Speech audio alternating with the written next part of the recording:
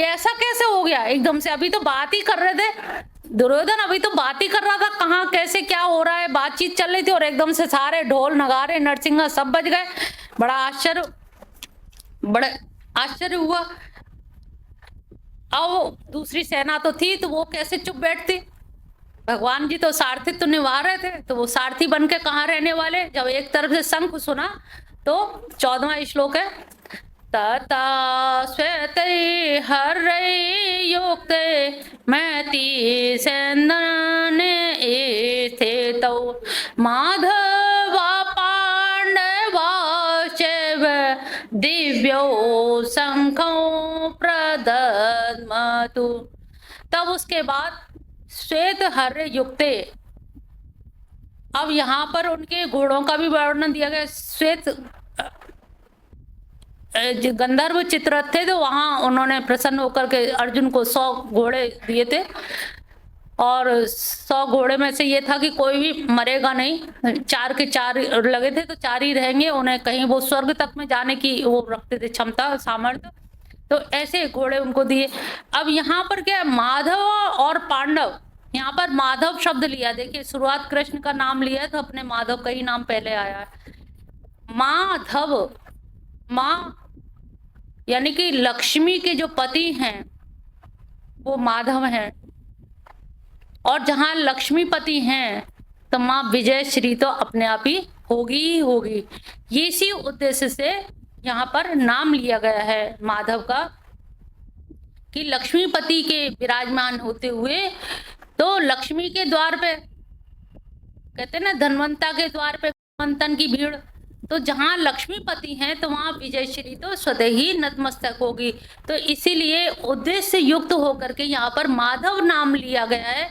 भगवान के जिन जिन नामों का उल्लेख किया गया है सबका बड़ा औचित्य है, कहाँ कौन सा नाम लेना चाहिए, कहाँ क्या उपयोगिता है किस नाम की, उनके तो हजारों नाम है, हजार में से कौन सा कहाँ नाम लिया जाएगा इसका आप लोग समय समय पे अर्थ देखिएगा।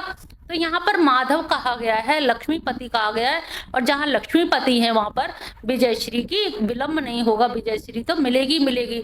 तो माधव और पांडवों ने दिव्यो शंखो प्रदद्मु, उन्होंने भी दिव्य शंख बजाया। अब भगवान ने ऐसा नहीं कि उनका सुन के वैसे बजाया कि हम भी बजा रहे हैं, एक तरह से सहमति जताई है। अगर कोई द्वार पे आके ललकार है, आप चुपचाप बैठे हैं, लेकिन यहाँ आके ललकार रहा है, वहां दूर है तो कुछ बात नहीं, द्वार पे ललकार रहा है तो आपको सहमति हाँ कहना ही पड़ेगा। कोई आवाज दे रहा है तो आपको हुकरा भरना पड़ेगा।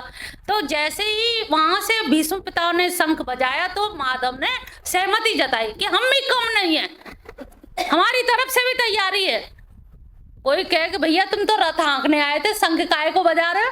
शंख बजाने तो नहीं आए थे, युद्ध तो अर्जुन को लड़ना था, शंख तुम बजा रहे हो। उन्होंने कहा नहीं, सहमति तो मुझे ही देनी है, मेरे बिना सहमति के, यानी कि ईश्वर के बिना सहमति के क्या कोई काम हो सकता है? जब पत्ता नहीं हिलता तो क्या महाभारत हो जाएगी? तो उन्होंने भी कहा कि हमारी तरफ से भी सहमति, चलो हम भी तैयार है, अभी तो बात हो रही है, चल रहा है। जब उन्होंने जल्दी करी तो उनने भी जल्दी करी, जल्दी का जवाब जल्दी से दे दिया कि लो हमारी तरफ से भी। अगर यहाँ से शांत होते तो उनको लगता दुर्योधन को कि अरे हमारी विजय होगी, वो तो सब ऐसे ही चुपचाप बैठे, अभी कोई तैयारी नहीं है, होता है ना, हम तो तैयार आ गए, हो गए गाजे बाजे से, वो सब ऐसे ही है। उन्होंने कहा नहीं, तुम तैयार हो तो हम भी कम नहीं है। तो प्रतिद्वंदता में नहीं बजाया, ये दिस इज ए एक्सेप्टेंस। युद्ध तुम भेज रहे हो तो हम स्वीकार कर रहे हैं, गेंद उछाल ले हमने कैच कर ली, हमारी तरफ से भी हम पीछे नहीं हट रहे, हमारी तरफ से भी पूरा हो। तो तथा श्वेत हरे युक्त सैंदने, सोने का उनका रथ था, और इतना बड़ा रथ था, खांडव देश के उसमें अग्निदेव ने इनको रथ दिया था, तो वो इतना बड़ा रथ था कि 9 गाड़ियों के बराबर था, और उसमें इतना सामान आ जाता था कि 9 गाड़ी के बराबर का सामान तो एक कोने में पड़ा रह जाए, सोचो कितना बड़ा सोने का रथ है। तो और जबकि कहते हैं महाभारत में कहीं भी अर्जुन के रथ और घोड़ों के कहीं भी पराजय का या टूटते हुए का वर्णन नहीं मिलता है। तो उनके रथ और घोड़े इतने योग्य, और माधव और पांडव ने दिव्य शंख बजाए। 15वां है,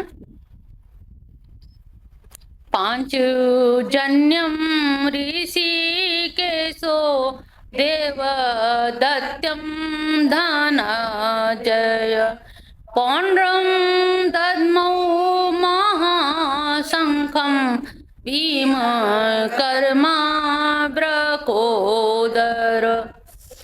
ऋषिकेश हो, कौन है ऋषिकेश? भगवान कृष्ण को ही एक नाम उनका ऋषिकेश, यानी कि इंद्रियों के जो विजेता हैं, संयम नियमन, इंद्रियों के जो अधिष्ठाता हैं, विजित इंद्रिय। पांचजन्य शंख उन्होंने बजाया। पांचजन्य कहते हैं, पांचजन्य राक्षस को उन्होंने संहार करके शंख रूप में उसको धारण किया। धनंजय, अर्जुन का नाम धनंजय भी है। राष्ट्रीय यज्ञ के लिए सब राजाओं को जीत करके वो धन इकट्ठा किया, इसलिए उनको धनंजय कहा जाता है। उन्होंने देवदत्त नामक शंख बजाया। पौंड्र दद्मौ महाशंख भीमकर्मा ब्रकोदरम, और ब्रकोदर भीम को कहा जाता है। ब्रक नामक जैसे जठराग्नि होती है, वैसे ब्रक शक्ति भी होती है जो भोजन को अतिरिक्त पचाती है। भीमकर्मा, भीम को ही कहा गया है। उन्होंने भी अपना पौंड्र शंख को बजाया। तो इन तीनों ने बड़े बड़े शंख जब बजाए, तो अब उनकी भी युधिष्ठिर और नकुल सहदेव की भी बारी आती है। 16वें श्लोक में कहते हैं, अनंत विजयम राजा कुंती पुत्रो युधिष्ठिर नकुल से देवच सुघोषम मणिपुष्पकम। कुंती पुत्र युधिष्ठिर ने अनंत विजय नामक शंख बजाया। नकुल और सहदेव ने सुघोष और मणिपुष्पक नामक शंख फूका। 17वां श्लोक है, काश्यश्च परमेशुवास शिखंडी च महारथ द्रष्टुम्नो विराटश्च सात्यकीश्च पराजित द्रुपदो द्रौपदेयाश्च सर्वस्य पृथ्वीपतिं सौभद्रस्य महाबाहु शंखान् दद्मो पृथक् पृथक्। ये परमेश्वास यानी कि श्रेष्ठ परमेश्वास कहा जाता है, धनुष वाले काशीराज और महारथी शिखंडी, धृष्टद्युम्न, राजा विराट और सात्यकी, द्रुपद, सभी लोगों ने अपने अलग अलग शंख बजाए। और सबके शंख बजाने के बाद इतना विशाल तुमुल, इतना अधिक उसका शंख निनाद हुआ कि पूरा नभ और पृथ्वी एकदम डमाडोल होने लगी। और इतना भयंकर शब्द हुआ सभी के, जब शंख सब ओर से अलग अलग सभी बड़ी बड़ी भुजाओं वाले सुभद्रा के पुत्र अभिमन्यु, द्रौपदी के 5 पुत्र हैं, प्रतिविघ्न, श्रुतसोम, श्रुतकर्मा, श्रुतसेन, श्रुतकर्मा, 5 पुत्र उनके। इन सभी ने मतलब देखा जाए तो पुत्र, भाई, बंधु, कोई ऐसा बचा नहीं था जो महाभारत में ना सम्मिलित हो, सब अपने ही लोग। अर्जुन का जो दिल दहला था तो निश्चित जानिए, जहां अभिमन्यु और अपने सब पुत्र जब खड़े होते हैं, भाई और पुत्र और पौत्र, तो वास्तव में दिल दहलता ही है कि जिन्होंने अभी जीवन को ढंग से देखा भी नहीं और आज वो युद्ध के लिए खड़े हुए हैं।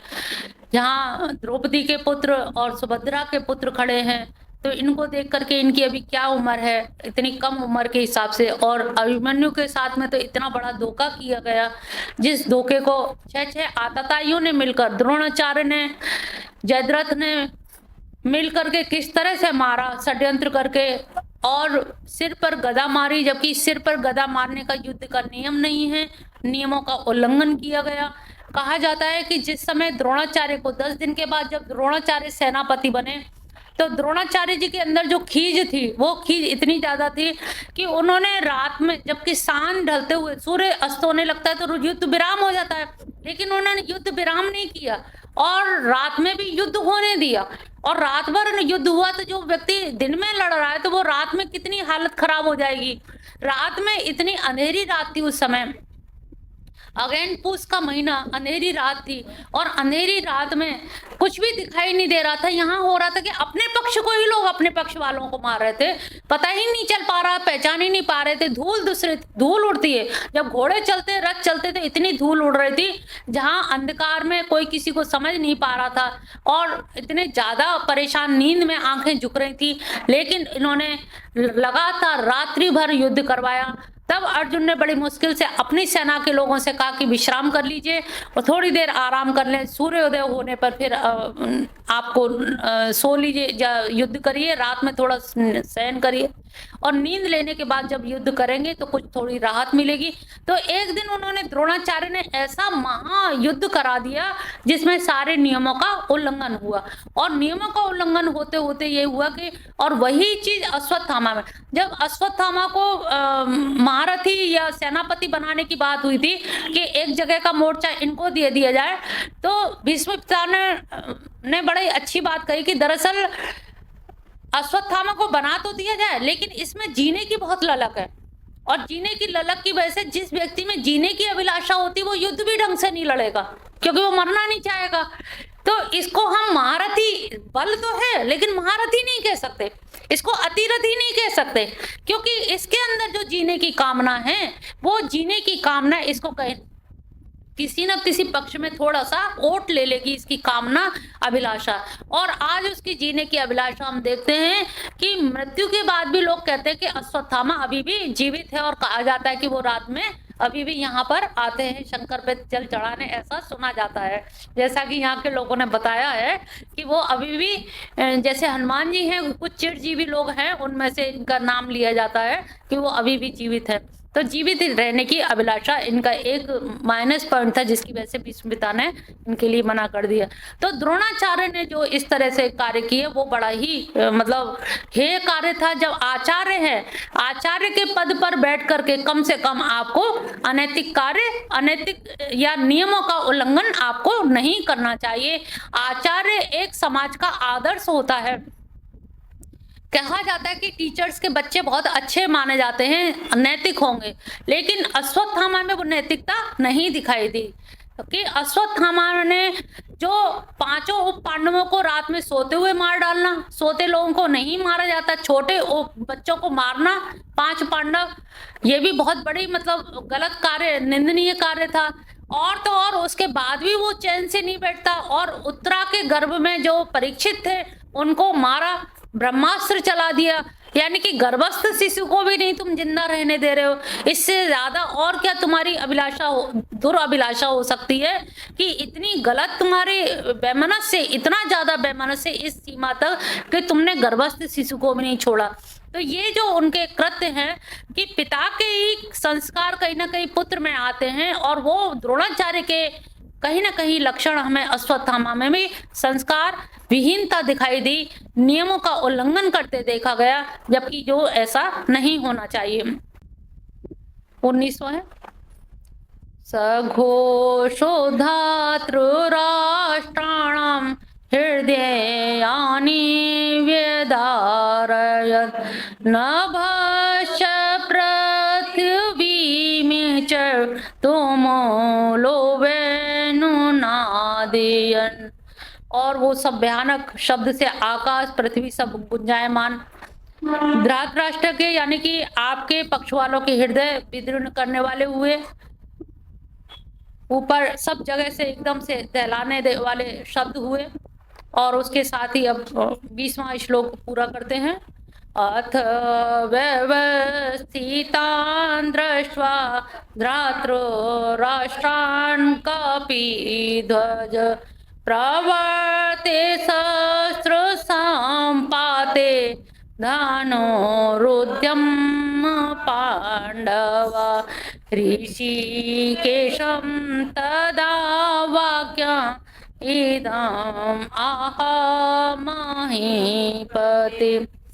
इस प्रकार से व्यवस्थित सारे तरफ सब धृतराष्ट्र और इन सारी दोनों सेनाओं को बीच में देख करके पांडव और सभी अस्त्र शस्त्र से संयुक्त दोनों सेनाएं, जब देखा कि इधर से भी सेना पांडवों की भी तैयार है और धृतराष्ट्राम यानी कि धृत उनके पूरे के पूरे सेना तैयार है।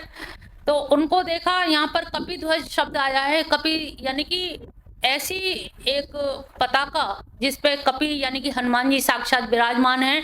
वो ध्वजा किसकी हो सकती है? अर्जुन की। कहा जाता है कि एक बार वन में रहते हुए एक कमल का फूल देख करके द्रौपदी की इच्छा हुई कि ये कदली वन से ये आप लेकर के आइए फूल। तो जब वो भीम जाते हैं तो भीम को वहां पर रास्ते में लेटे हुए भीम दिखाई देते हैं, वो हनुमान जी दिखाई देते हैं। रास्ते में से कहते हैं कि आप जरा हट जाए, तो वो कहते हैं मेरी पूंछ को हटा दो। जब नहीं उठा पाते, जब वो नहीं कर पाते, क्योंकि भीम को अपने उस पर बहुत अहंकार था कि मैं बहुत बलशाली हूँ, लेकिन वो बिल्कुल पूंछ तक भी नहीं हिला पाते। तब उनको समझ पाता है कि ये मतलब मेरे ही बड़े भाई हैं। फिर उनसे अनुग्रह करते हैं और कहते हैं कि इस तरह से मुझे वो लेके आना है। तब उनको वो देते हैं आश्वासन कि मैं तुम्हें वरदान देता हूं कि जब तुम कभी रणभूमि में प्रवेश करोगे तो मेरी गर्जना तुम्हारी गर्जना के साथ मिलकर के और हुंकार तेज हो जाएगी, और तुम्हारी पताका पे मैं विराजमान रहूंगा, अर्जुन की पताका पे, और वो 1 योजन लंबी होगी, यानी और इतने 4 कोस के करीब, और उसमें ये है कि लहराएगी, ऐसी लहराएगी जिसे कोई हवा या कोई अटका नहीं पाएगा, कहीं अटकेगी नहीं लहराती हुई, और मैं उस पर विराजमान रहूंगा जिससे कि ना ध्वजा टूटेगी, ना गिरेगी, और ना धनुष का कहीं कोई बाल बांका होगा। मैं उस पर रक्षा करूंगा, और जहां जहां तुम मुझे याद करोगे वहां मैं तुम्हें विद्वान दिखूंगा। तो उनकी ध्वजा पे हनुमान जी विराजमान रहे व्यवस्थिता, और उनको सब व्यवस्थित देख करके प्रवर्तित शस्त्र संपाते पांडवों ने धनुरुद्ध है, यानी कि पांडवों ने सब व्यवस्था जब हो गई तो युद्ध के लिए शस्त्र और अपने धनुष को उठाया। ऋषिकेश तद वाक्यमेदम महीपते, और ऋषिकेश से ये वाक्य कहे अर्जुन ने। ये वाक्य बड़े महत्वपूर्ण हैं, इसको थोड़ा सा पढ़ लीजिए। सेनयोरुभयोरु मध्ये रथम स्थाप्य में अच्युत। हे अच्युत, अच्युत भी भगवान श्री कृष्ण के लिए कहा गया है, जिनको योगेश्वर कहा जाता है, जिनका कभी नीचे की तरफ कभी गमन नहीं हुआ, हमेशा ऊर्ध्वगामी ऊर्ध्वरेता रहे। ऐसे भगवान श्री कृष्ण गोपियों के मध्य में रहते हुए, राधा रानी और सहस्त्र गोपियों के मध्य में रहते हुए भी योगेश्वर कहलाए, योगीराज कहलाए। उनसे ये कहता है अच्युत मेरा रथ दोनों सेनाओं के मध्य में ले चलो। यहाँ पर मनोवैज्ञानिक ढंग से देखिए कि अर्जुन कितना धनुर्धारी होने का, अपने गांडीवधारी होने का उनको पूरा स्वाभिमान है, और अपने धनुर्धर होने का जो उन्होंने जीवन भर सीखा है, उस सीखने का एक गुमान लग रहा है कि अरे ले चलो मेरा रथ दोनों सेनाओं के बीच में। अब ये नहीं पता कि दोनों सेनाओं के बीच में जाते ही तुम्हारी क्या हालत होगी। तो यहाँ पर जो उनकी मना स्थिति है वो एकदम तटस्थ, बिल्कुल दार्शनिक के रूप में कि अरे ले चलो दोनों सैनियों रुभियो, ये दोनों तरफ जो सेनाएं खड़ी हुई हैं इन दोनों के बीच में हे अच्युत, ये आज्ञा दे रहा है अच्युत को। उसने वास्तव में ड्राइवर ही समझ लिया है, वो ये नहीं समझ रहे तीनों लोगों को चलाने वाले हैं। इन्होंने तो रथ के सारथित्व ग्रहण कर लिया, जाने कैसे मेरे अहोभाग्य हैं, लेकिन वो सारथी को आज्ञा दे रहा है हे अच्युत मेरे रथ को सैन्यों उभयो, उभयो माने दोनों सेनाओं के मध्य माने बीच में, स्थाप्य यानी खड़ा कर दो, दोनों सेनाओं के बीच में मेरे रथ को खड़ा कर दो। यहाँ पर उसके गांडी जो शस्त्र अस्त्र सीखने की विद्या जो ली है उसकी बोली बोल रही है, मैंने जो सीखा है आज उसको दिखाने का मौका आया है। हे अच्युत ले चलो दोनों सेनाओं के बीच में, मैं भी तो देखूं मुझे किस किस के साथ युद्ध करना है, कौन कौन आए हैं अपने जीवन त्यागने के लिए, मैं भी तो देख लूं जरा कैर मया से कौन कौन आया है, कौन कौन लड़ना चाहता है मुझसे। उनको विश्वास नहीं था कि इतनी सेना मेरे इतने अपने कहने वाले लोग जिन्हें तथाकथित में अपना सगा समझता हूँ वो आज युद्ध में मेरे ही सामने खड़े हुए हैं, और तो और द्रोणाचार्य जिन्होंने उंगली पकड़ के चलना सिखाया। अब यहाँ पर भगवान भी रथ को ऐसी जगह खड़ा करेंगे जहां द्रोणाचार्य भीष्म पितामह खड़े और बिल्कुल बीचों बीच में उन्हीं के सामने खड़ा करेंगे। ले देख किसे देखना चाह रहा है, उनको लग रहा था भगवान को ऐसी जगह खड़ा करूंगा, मोह उपजेगा तो अभी उपजेगा, अभी युद्ध का प्रारंभ में रुकेगा तो अभी रुकेगा, अन्यथा बीच में रुक गया तो मेरी नाक कटवा देगा। कहेगा अच्छे सारथी बने थे, उसको समझा भी ना पाए, रोक भी ना पाए, अगर होना होगा तो अभी हो जाएगा। इसीलिए वो युद्ध के प्रारंभ में ही मोह ग्रसित होता है। और मोह ग्रसित होने का कारण है कि द्रोणाचार्य और भीष्म पितामह के सामने ही खड़ा करते हैं भगवान रथ, और रथ जैसे ही भीष्म पितामह को देखता कि अरे इन्होंने तो उंगली पकड़ के चलना सिखाया, इनसे लड़ूंगा, अरे गुरु आचार्य इन्होंने तो मुझे धनुष बाण चलना सिखाया, इन्हीं पे धनुष, ये कैसे, ओहो मैं नहीं चला पाऊंगा। शरीर कांपने लगा, बेपतूत कांप कपा रहा, रोमांच हो रहा है, रोमांच होकर के कांप रहा है, गांडीव गिरा जा रहा है, मुख सूखा जा रहा है।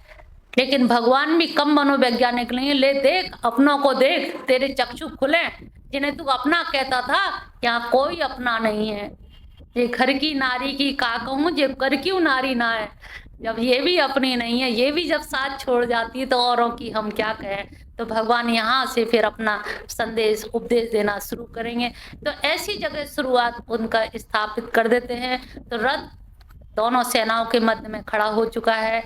आगे विवरण आगे किया जाएगा यहीं पर। अभी तक हम लोगों ने जो सुना प्रारंभ से, तो उसमें हमने देखा कि गीता का प्रारंभ दो अंधे व्यक्तियों से हो रहा है। अब गीता सर्वशास्त्रमयी इतनी महान ग्रंथ का प्रणयन शुभारंभ धृतराष्ट्र उवाच से हुआ। अंधे दो प्रकार के होते हैं, एक तो जन्मांध अंधे तो थे ही थे, लेकिन यहाँ पर अर्जुन मोहांध हो गए हैं, और मोहांध के कारण ही उन्होंने भगवान कृष्ण से इतनी गीता कहलवा ली। इससे पहले देखा कि दुर्योधन इतने आत्मविश्वास से भरा हुआ है, क्योंकि 11 अक्षौणी सेना और युधिष्ठिर की तरफ, पांडवों की तरफ 7 अक्षौणी सेना, इन अक्षौणी सेनाओं के कारण वो इतना आत्मविश्वास से भरा हुआ था कि, और इसीलिए वो उनके वर्णन करता है कि उनकी पांडव सेना में कौन कौन है।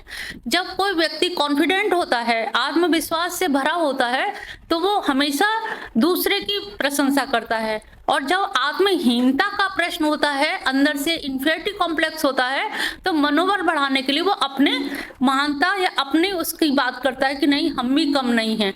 यद्यपि दुर्योधन जानता था कि हम कम हैं, वो कूट श्लोक के द्वारा अपने आप को अपर्याप्त कह ही गया, और पर्याप्त कहता है पांडवों की सेना को, तो सच्चाई निकल ही जाती है। लेकिन वो कहीं ना कहीं ये विश्वास दिखा रहा है द्रोणाचार्य जी के पास जाकर के, जबकि बड़ा अहंकारी है। और द्रोणाचार्य के पास आचार्य उपसंगम, उनके पास जाकर के उनसे बात कहता है, और वो बात सुनकर के भीष्म पितामह को भी लगता है कि ये बालक है, अज्ञानी है, जड़ बुद्धि है, कहीं इसमें आत्मविश्वास ना डामाडोल हो जाए, इसलिए उसके विश्वास को बढ़ाने के लिए उन्होंने शंख बजा दिया कि ये कहीं मुझसे कह भी नहीं पा रहा और अपनी कमियों को छुपा भी रहा है। तो सबसे पहले शंख भीष्म पितामह ने बजाया, और जब भीष्म पितामह ने बजाया तो इधर से भगवान श्री कृष्ण ने बजा दिया। अब प्रश्न ये उठता है कि भगवान श्री कृष्ण तो सारथी बन के आए, उनको बजाने की तो कोई आवश्यकता थी नहीं। लेकिन कहते हैं ना कि जीवन रेल की पटरी की तरह नहीं होता, उत्ताल लहरों की तरह होता है। पता नहीं किस समय क्या देश काल परिस्थिति हो जाए। भगवान सोच के नहीं आए थे कि मुझे शंख बजाना पड़ेगा 5 जने, लेकिन वो ऐसी परिस्थितियां आ गई, ऐसी स्थितियां आ गई, उन स्थितियों को देखते हुए उनको 5 जने शंख बजाना पड़ा। तो कहा जाता है कि जीवन की रेखाएं रेल की पटरी की तरह सीधी सीधी नहीं चलती, जैसा हम लोग सोच के चलते हैं कि अब इतनी उम्र में ये कर लेंगे, ये कर लेंगे, लेकिन क्या कर लेंगे ये हमारे हाथ में नहीं है। विधाता ने क्या लिखा है हमारे भाग्य में, किस्मत कहाँ ले जाएगी, कुछ भी पता नहीं है। तो ऐसे ही जब सारथी बन के गए हैं भगवान कृष्ण, तो वहां पर जब उन्होंने शंख निनाद किया तो भगवान ने भी शंख निनाद किया। वो कोई प्रतिद्वंद्विता में नहीं, वो एक तरह से सहमति थी, स्वीकृति थी कि यदि तुम बजा रहे हो, तुम प्रारंभ कर रहे हो, युद्ध की घोषणा तुम कर रहे हो, युद्ध हमने नहीं प्रारंभ किया। अगर पहला शंख भगवान ने बजाया होता तो लोग कहते कि शायद शंख ना बजाते तो युद्ध रुक गया होता। युद्ध रोकने के लिए भी उन्होंने भरसक प्रयास किए, यहाँ तक कि जब वो बंदी बना लेता है भगवान कृष्ण को, दुर्योधन कैद कर लेता है, तब उनको विराट स्वरूप दिखाना पड़ा। और जब वो आते हैं लौट करके, तब रास्ते में कर्ण को अपने रथ में बैठा लिया, और कर्ण को बिठाने के बाद उन्होंने उसको इतना समझाया और बताया कि तुम कुंती पुत्र हो और ये पांडव तुम्हारे ही भाई हैं, सगे भाई हैं, तुम किसके लिए लड़ रहे हो? तुमको जरूर उसने राजा बना दिया है, लेकिन तुम्हारे भाई हैं, तुम इनका ध्यान रखो। बहुत समझाने की कोशिश की, कर्ण को भी बहुत वो किया कि शायद ये समझ जाए। कर्ण ने उत्तर दिया कि नहीं, मेरा मित्र धर्म है, उसने मुझे जो धर्म और जो सम्मान दिया है, जो राज्य दिया है, उसका मैं एहसान कैसे भूल सकता हूँ। उनके जाने के बाद कुंती ने भी प्रयास किया, जो बात कुंती ने शुरू से छुपाए रखी, वो बात कुंती ने कर्ण के पास आखिरी प्रयास किया कि शायद मेरे जाने से कर्ण समझ जाए, कहीं उसके अंदर मेरा खून है तो जरूर शायद उसको कहीं ना कहीं ख्याल आएगा जब मैं उसे ये दुहाई दूंगी कि तुम मेरा पुत्र है।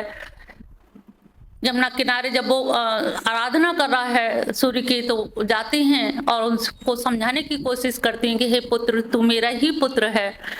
और कुछ ऐसी परिस्थिति हुई कि कुंवारेपन में मुझे प्रभावित करना पड़ा। इस तरह की संतान को कहा जाता है, कुंवारेपन में पैदा हो तो कानिन संतान कहा जाता है। कानिन एक होती है सड़ोर, यानी कि विवाह हो गया है उससे पहले से ही, और एक होता है शादी से पहले का, कि तुम मेरी कानिन संतान हो। और इस प्रकार से मैंने प्रभावित करना पड़ा उनके कहने पर, सूर्यदेव के कहने पर। और तुम पांडवों के सगे भाई हो और तुम पांडु पुत्र हो। तो कर्ण बड़ा रूखा सा जवाब देता है कि माँ, जब मेरे बचपन में मैं बिल्कुल असहाय था तब मुझे प्रभावित कर दिया आपने। अतिरथ अगर ना उठाता, उनकी पत्नी राधा मेरा पालन ना करती तो मैं आज क्या होता। जब पुत्र को एक माँ की जरूरत थी तब तुमने मुझे ना तो स्तनपान कराया और प्रभावित कर दिया। अब मैं कैसे मानूं कि आप माँ हैं? आपने माँ जैसा कौन सा कार्य किया जिससे मैं माँ समझूं? आप बताइए, आपने जब बहा दिया तो बहा ही दिया। अगर उन्होंने मुझे पालन पोषण ना किया होता और अब मेरा उन्होंने ही संस्कार किया, नामकरण किया और विवाह हो गया, मेरे सब घर, पति पत्नी, बच्चे सभी कुछ हैं, अब मैं छोड़ करके मैं कैसे इस क्षेत्र में आ सकता हूँ? आप कुछ भी कहिए। अगर आप आई हैं तो मैं इतना आपसे वचन देता हूँ कि आपके जो 5 पांडव है उनमें से अर्जुन को मैं छोड़ूंगा नहीं और 4 को मैं मारूंगा नहीं। अगर अर्जुन मर जाते हैं तो ये समझिए आपका, अगर मुझे पुत्र मान रही हो तो 4 तो वो हैं, 1 मैं, 5 पुत्र आपके बचेंगे ही। अगर मैं मर जाता हूं तो अर्जुन बचेगा।